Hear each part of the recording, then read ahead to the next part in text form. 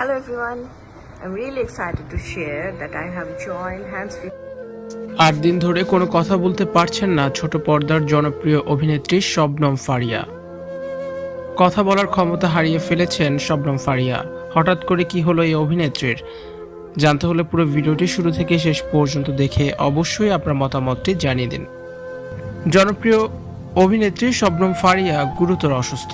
মঙ্গলবার ১৩ জানুয়ারি দিবাগত রাতে সামাজিক যোগাযোগ মাধ্যম ফেসবুকের এক পোস্টে শবনম ফারিয়া নিজেই তার অসুস্থতার কথা জানিয়েছেন। জানা গেছে গত এক সপ্তাহ ধরে গলার তীব্র সংক্রমণ ও টনসিলের প্রদাহে ভুগছেন ছোট পর্দার জনপ্রিয় এই অভিনেত্রী। একটি দীর্ঘ স্ট্যাটাসে শবনম ফারিয়া লেখেন, আমি গলায় গুরুতর সংক্রমণ ও টনসিলের প্রদাহে ভুগছি। ৮ দিন ধরে আমার কণ্ঠস্বর বন্ধ হয়ে গেছে। আমি কোনো কথা বলতে পারছি না। কথা বলার ক্ষমতা আমি হারিয়ে ফেলেছি।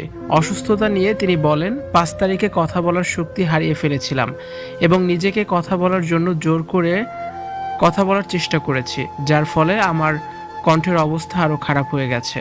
আমি কোনো কথাই বলতে পারছি না। দুঃখের বিষয়, আমাকে কয়েকটি নির্ধারিত কাজ ও শুটিং বাতিল করতে হয়েছে। আমি কবে আবার কথা বলতে পারবো সেটাও জানি না। বর্তমানে কোনো ফোন কলও রিসিভ করতে পারছেন না বলে জানান শবনম ফারিয়া।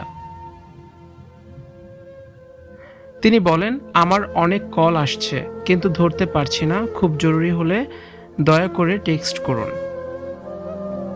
৪ মাস আগে দ্বিতীয় বিয়ে করেন অভিনেত্রী শবনম ফারিয়া। রাজশাহীর ছেলে তানজিব তৈয়বকে বিয়ে করেন তিনি। মসজিদে খেজুর ছিটিয়ে শবনম ফারিয়ার দ্বিতীয় বিয়ে হয়। তার স্বামী বেসরকারি একটি ব্যাংকের উচ্চপদস্থ কর্মকর্তা। দ্বিতীয় বিয়ের পরে খুব সুখে সংসার করছিলেন শবনম ফারিয়া।